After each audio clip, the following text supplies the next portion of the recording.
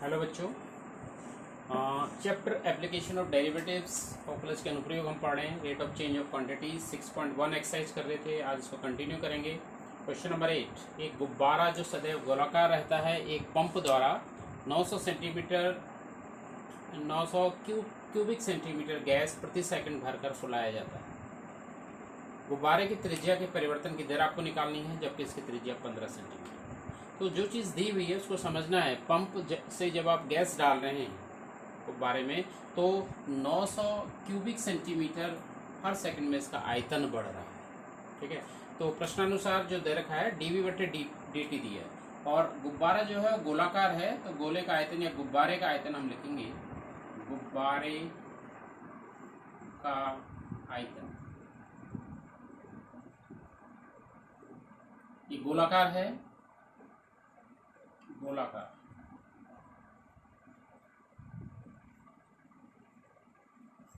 V = 4/3 पाई RQ। जानते हैं इस चीज को। इसको डिफ्रेंशिएट कर देंगे विद रेस्पेक्ट टू t, समय के सापेक्ष, तो प्रति सेकंड की बात हो रही है। तो dV/dt इसमें से अगर यहाँ देखा जाए तो 4/3 जो पाई है ये कांस्टेंट है, इतना टर्म, तो ये कांस्टेंट ऐसे ही मल्टीप्लाई होगा। अब r³ जो है r³ का पहले आप r के सापेक्ष अपलस करेंगे, अपलस निकालेंगे और फिर r करेंगे। तो this implies dV/dt = 4/3 pi r³ का r के सापेक्ष जो हो जाएगा 3r², घात आगे से आएगी और घात 1 इंटू dr/dt। अब देखिए प्रश्नानुसार dV/dt की वैल्यू आपको दे रखी है। प्रश्नानुसार जो आयतन इसका बढ़ रहा है, फुलाने पर इस गुब्बारे का आयतन बढ़ रहा है, ये आपको दे रखा है। ये दे रखा है 900 क्यूबिक सेंटीमीटर प्रति सेकंड। ठीक है, तो यहाँ से वैल्यू हम यहाँ पर रख देंगे, इस वैल्यू को यहाँ रख देंगे। तो दिस इम्प्लाइज dV/dt की जगह हमने लिख दिया 900 क्यूबिक सेंटीमीटर प्रति सेकंड, इसको ध्यान में रखेंगे, इक्वल टू 4/3 पाई। यहाँ पर आप देख रहे हैं 3 से 3 कैंसिल हो जा रहा है, तो ये 4 पाई आ, क्या बच गया 4 पाई r² इंटू dr/dt। 4 पाई r² इसके डिनोमिनेटर में आ जाएगा, तो 900/4 पाई r², ये वैल्यू आ जाएगी dr/dt। अब हमें dr/dt जब निकालना है, dr/dt कब निकालना है, जब r की जो वैल्यू है वो है 15 सेंटीमीटर। तो r की जगह 15 रख देते हैं, तो 900/4 पाई इंटू 15²। इसको सिंप्लीफाई कर लेते हैं।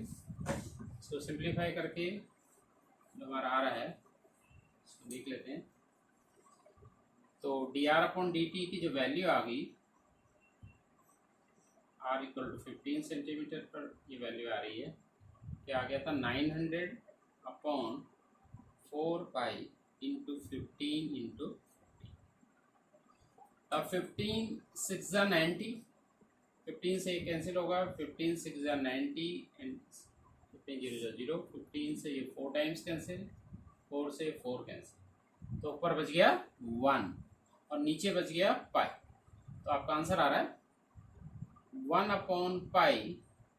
अब देखिए dr/dt है, dr/dt जब इसका आयतन क्यूबिक सेंटीमीटर है तो इसका त्रिज्या के बढ़ने की दर सेंटीमीटर प्रति सेकंड, तो ये इसका सॉल्यूशन है।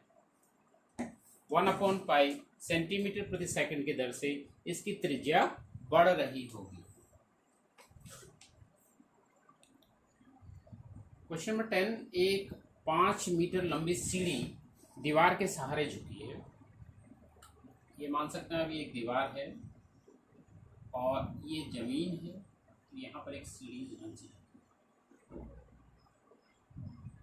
सीढ़ी लंबाई फिक्स है,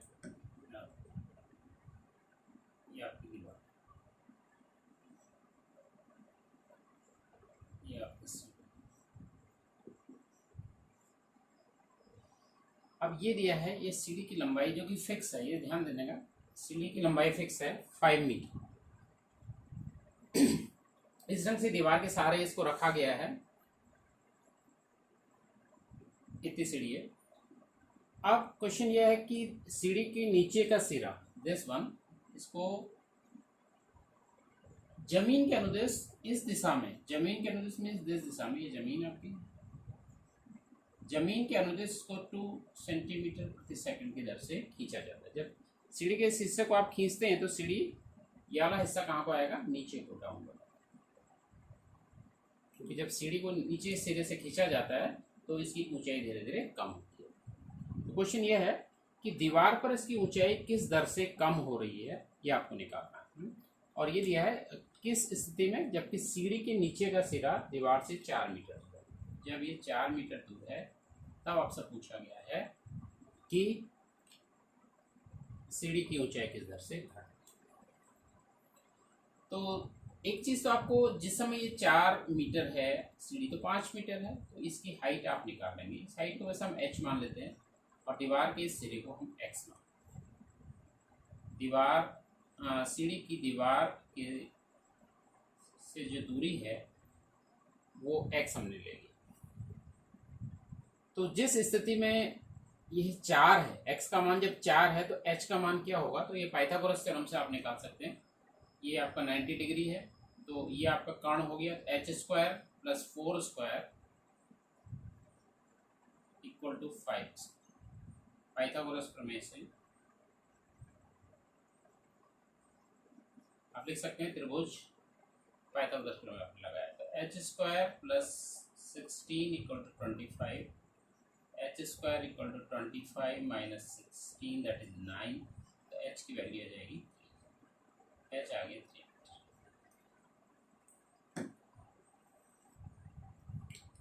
दूसरी चीज आपको ये मैं बता दूं, देखिए अगर इसकी ऊंचाई हम h ले लेते हैं और ये दूरी x ले लेते हैं तो यहाँ पर भी हम पाइथागोरस प्रमेय लगाएंगे, क्योंकि ये दोनों ऊंचाई कम हो रही है और ये चीज़ भी बढ़ रही है, तो हम कह सकते हैं दोनों वेरिएबल हैं और ये है आपका कांस्टेंट।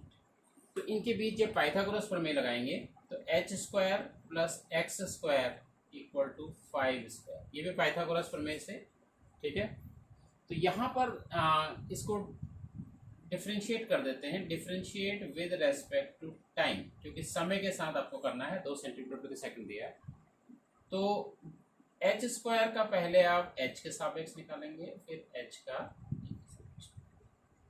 ऐसी x² का पहले आप x के सापेक्ष निकालेंगे और x का t के सापेक्ष निकालेंगे, क्योंकि x भी वेरिएबल है।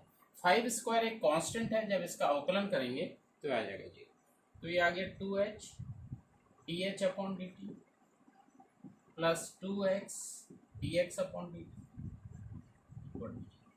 अब आपको जो चीज़ें दी हैं वो हम रख देते हैं वैल्यूज़। यहाँ पर हमें जिस समय x की वैल्यू 4 मीटर है, यहाँ पर हम रखते हैं 4, और dx/dt अर्थात इसको आगे को खींचने की दर ये भी आपको दे रखी है 2 सेंटीमीटर प्रति सेकंड।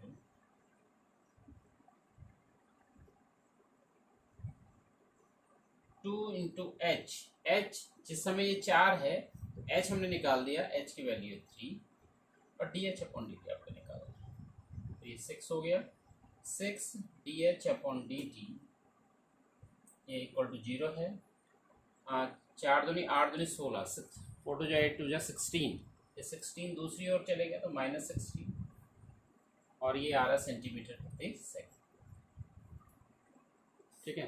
तो dh/dt, यहाँ से dh/dt की वैल्यू निकल के आ गई -16/6 सेंटीमीटर प्रति सेकंड, दैट इज -2 से कट जाएगा 8/3 सेंटीमीटर प्रति सेकंड। तो माइनस साइन ये आपको इंगित कर रहा है कि ये जो dh/dt है ये कम हो रहा है। आपको मैंने बताया था सीढ़ी के नीचे का सीढ़ी की जो ऊंचाई है वो गिर रही है, कम हो रही है, इसलिए आप लिख सकते हैं सीढ़ी की ऊंचाई 8/3 सेंटीमीटर प्रति सेकंड की दर से घट रही है। ये इसका सॉल्यूशन हो जाएगा। क्वेश्चन 14, एक पाइप से रेत 12 सेंटीमीटर क्यूब प्रति सेकंड की दर से गिर रही है। जब पाइप से रेत गिर रही है तो गिरती रेत जमीन पर एक शंकु बनाती है। एक शंकु टाइप का ढेर बन रहा है जिसकी ऊंचाई सदैव, शंकु की एक ऊंचाई होती है जानते हैं, ये जो ऊंचाई है ये आधार की त्रिज्या का छठा भाग है। अगर ये आधार की त्रिज्या हम r ले लें तो प्रश्नानुसार आपको दे रखा है h जो है त्रिज्या का छठा भाग है। रेत से बने शंकु की ऊंचाई किस दर से बढ़ रही है जबकि ऊंचाई 4 सेंटीमीटर। तो 4 सेंटीमीटर ऊंचाई पर आपको ये बताना है कि हाइट, क्योंकि जब रेत हर सेकंड में 12 क्यूबिक सेंटीमीटर की दर से गिर रही है तो ये ढेर जो होगा बढ़ते रहेगा, तो और इसकी हाइट भी बढ़ती रहेगी। तो आपको निकालना है कि शंकु की ऊंचाई किस दर से बढ़ रही। तो देखिए ये जो रेत गिर रही है ये क्या बना रही है, एक शंकु का निर्माण कर रही है। तो प्रश्नानुसार आपको एक और चीज दे रखी है कि इसका जो आयतन में जो अंतर आ रहा है, आयतन जो बढ़ रहा है, धन ले रहे हैं तो बढ़ रहा है, पॉजिटिव वैल्यू लेंगे 12 सेंटीमीटर क्यूब प्रति सेकंड। इस ढंग से इसका आयतन बढ़ रहा है और आयतन जो हो जाएगा v, क्योंकि ये एक शंक्वाकार है तो शंकु का आयतन का फॉर्मूला आप लगाएंगे 1/3 पाई r²। h के टर्म्स में आपको निकालना है, dh/dt आपको निकालना है। तो आपको r की वैल्यू यहाँ से हम रख लेते हैं, r = 6h। यहाँ हम r की वैल्यू रख देंगे तो v = 1/3 पाई r की जगह 6h का स्क्वायर h। r की वैल्यू रख दी 6h, तो इसको सिंप्लीफाई कर लेते हैं तो v = 1/3 पाई 36h² h। तो ये 3 से 12 टाइम्स कैंसिल हो गया, ये आ गया 12 पाई h, 12 पाई h3। अब इसको डिफ्रेंशिएट कर देते हैं with respect to t, differentiate with respect to t। तो dv/dt की वैल्यू आ जाएगी। देखिए इसमें से 12 पाई कांस्टेंट है और h³ हाइट बढ़ रही है, हाइट वेरिएबल है, तो पहले h के सापेक्ष फिर h का t के सापेक्ष। तो इसकी वैल्यू निकल के आ गई dv/dt की 12 पाई मल्टीप्लाई बाई h³ का हो गया 3h² इंटू dh/dt। अब dh/dt की जगह आपको लिखना है जो आपको दे रखा है 12 क्यूबिक सेंटीमीटर, ठीक है। आप लिखेंगे dv/dt का मान रखने पर ये हो जाएगा 12 = 12×3 = 36 पाई h², 36 pi h², this one 12×3 = 36 pi h² dh/dt। तो dh/dt की जो वैल्यू आ गई ये आ गई 12/36 पाई h², 36 पाई h²। वैल्यू रख देते हैं तो dh/dt की वैल्यू आपको निकालनी है जिस समय ऊंचाई इसकी कितनी दे रखी है 4 सेंटीमीटर। h की जगह 4 सेंटीमीटर लिख देंगे, 12 से ये पहले ही कैंसिल हुआ था 3 टाइम्स, 1/3 पाई इंटू 4² 16, 16 3 = 48, 1/48 पाई dh हाइट है तो सेंटीमीटर प्रति सेकंड। इसका मतलब आप लिख सकते हैं अर्थात शंकु की ऊंचाई 1/48 पाई प्रति सेकंड, सेंटीमीटर प्रति सेकंड की दर से इसकी ऊंचाई बढ़ रही। ऐसा करना है क्वेश्चन 15, एक वस्तु की x इकाइयों के उत्पादन से संबंधित कुल लागत सी एक्स जो है ये रुपये में दिया हुआ है, सी एक्स एक टर्म्स के रूप में दिया है 0.007 x Q minus 0.003 x square plus 15 x plus 4000 से प्रदत्त है। सीमांत लागत आपको निकालनी है। 17 इकाइयों का उत्पादन किया गया। तो देखिए सी एक्स आपको दिया है। सी एक्स जो होता है एक लागत है, इसको आप बोलते हैं इसको कॉस्ट या लागत। सी एक्स जो दिया है 0.007 x cube minus 0.003 x square plus 15 x plus 4000 आपको निकालना सीमांत लागत।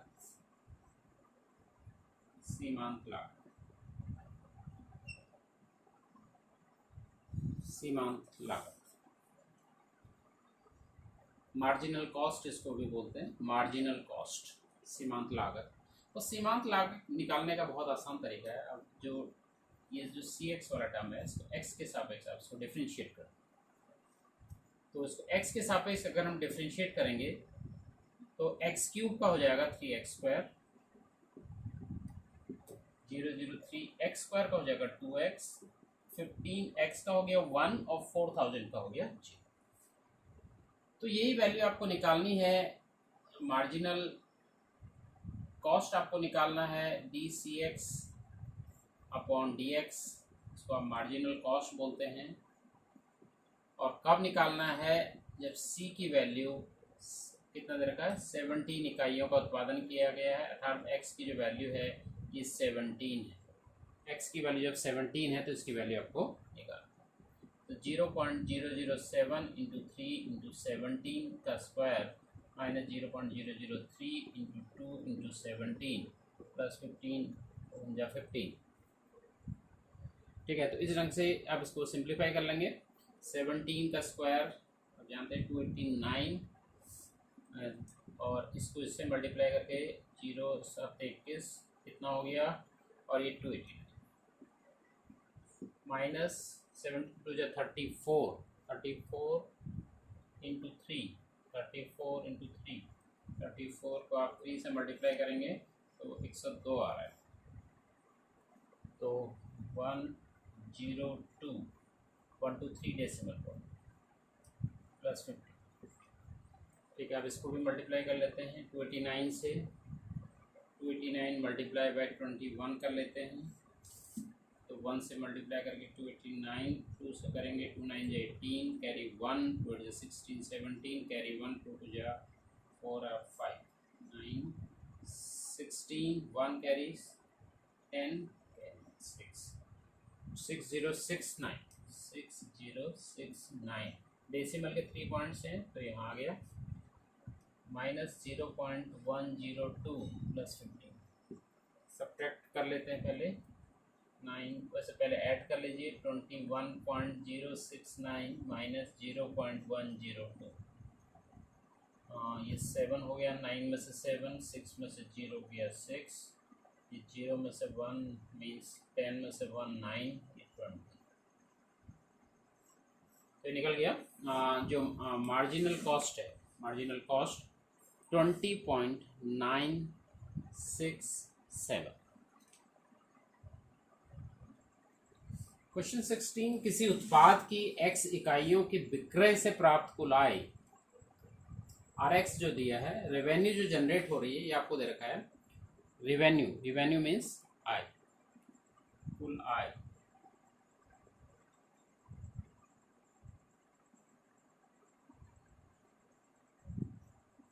ये आपको दे रखा है 13x square plus 26x plus 15। इस ढंग से कुल आय जनरेट हो रही है। सीमांत आय आपको निकालना है।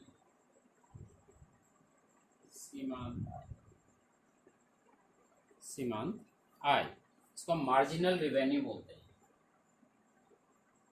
Marginal revenue marginal revenue. ये जो कुल आय वाला पद है इसको हम RX से दिखाया था। तो इस DRX वाले पद को आप x के सापेक्ष मार्जिनल रेवेन्यू निकल के आ जाएगा। तो इसको x के सापेक्ष अवकलन कर देते हैं। तो 13 इंटू 2x, एक्स स्क्वायर का 2x, 26 इंटू 1, 15 का 0, क्या आ गया 26x प्लस 26। तो मार्जिनल रेवेन्यू आपको निकालना है, कब निकालना है, जब x की वैल्यू 7 है। तो 26 इंटू 7 प्लस 26 कॉमन आ गया, 7 प्लस 1, 26 इंटू 8, 8 6 जा 48, कैरी 4, 8 जा 16 एंड 4 20, तो 208 रुपीज में आ गए। चाहे सीमांत आय हो, चाहे इससे पहले हमने सीमांत आय निकाला था और इससे पहले इन दोनों में मार्जिनल कॉस्ट निकालें, चाहे मार्जिनल रेवेन्यू निकालें, वो रुपीज में आएगा। तो 208 रुपये। आज के लिए थैंक यू वेरी मच।